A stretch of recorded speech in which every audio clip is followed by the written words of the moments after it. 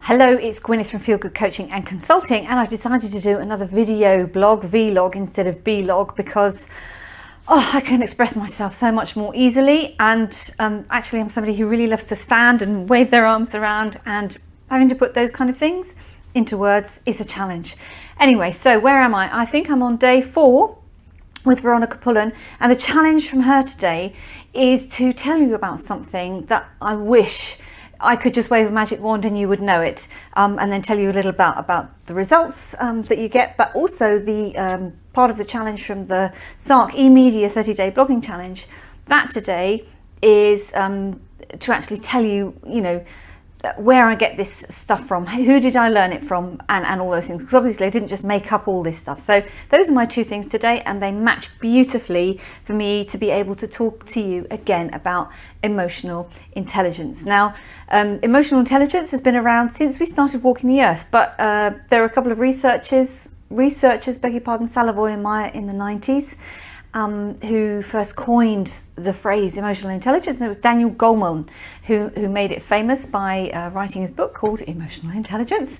And it has become incredibly important in the past 20 years or so because of the technological advances, because we are forgetting how to communicate with each other. There are, of course, a lot of experts on the subject now.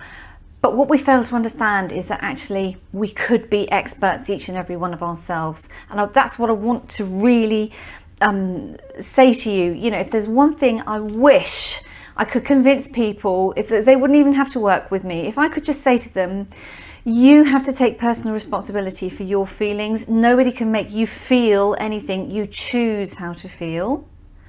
That would be fabulous. But people don't believe me.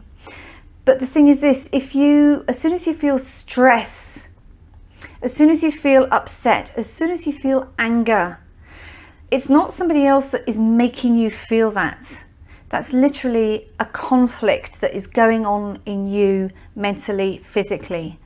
And if you can't manage those feelings, and feelings aren't fluffy, then at some point you're going to get into trouble.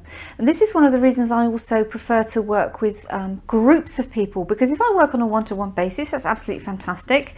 And particularly when it comes to gaining self-confidence or dealing with a specific conflict situation in an international company, organization environment, then that's fine. But if you are developing your emotional intelligence as an individual and the people around you continue to behave in, let's say, in a disrespectful way, but you still say, okay, but I understand why they're doing it.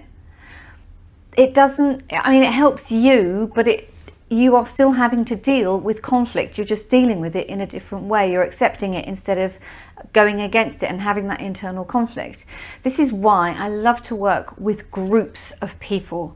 I push them out of their comfort zone. I challenge people. I'm not the kind of trainer to stand there and say, do this, do that, and everything will be fine. Just a couple of weeks ago, I had a very, very interesting workshop with a very young, dynamic team of people, academically brilliant, but they're trying to work in an old hierarchical way, and it's just not working because they've all got different values.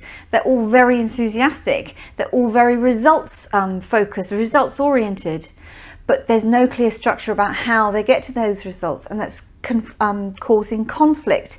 Now, with working them as a group and with their managers, helping them to actually acknowledge each other's strengths instead of pushing blame onto other people, what we frequently do, it just makes life a lot better. It makes the team a lot better. And there's one particular video on YouTube from, I don't know if you call her Breen or Brene Brown, about blame. It's absolutely fantastic. Go and look her up on YouTube. Basically, she one day she's blaming her husband for spilling some coffee. It's fantastic. I'm not going to tell you any more than that. Go and look her up on YouTube. She's absolutely brilliant. She's got a lot of short videos about all these emotions. So like I said, so if there's one thing I could tell you, is that every time you're upset, angry, frustrated, it's not what's happening around you. It's an internal conflict that is happening. And a lot of people, again, they're like, no, it's not me, it's them. But when you talk about that, actually you are resisting change and you're going into denial. And as I say, in the long run, you're making it worse for yourself. So the question shouldn't be, is that person responsible for me feeling like this? Do I want to change? Rather, you should switch that around and ask yourself, do I really want to be feeling the same way in a year or 5 years or 10 years from now? When I ask that to my groups or private clients, the answer is usually no. It takes courage to start the change, but I know you can do it, which is why you're here, right? So emotional intelligence, so very, very important. And like I say, I wish I had a magic wand, but I don't.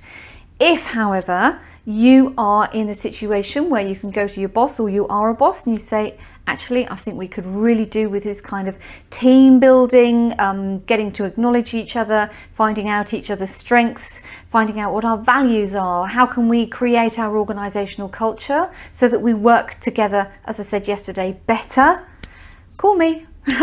All my contact details are on the Feel Good Coaching and Consulting website, and of course on the Facebook page. Right, I'm a bit behind, so I've got to do another video today, so I'll say bye for now.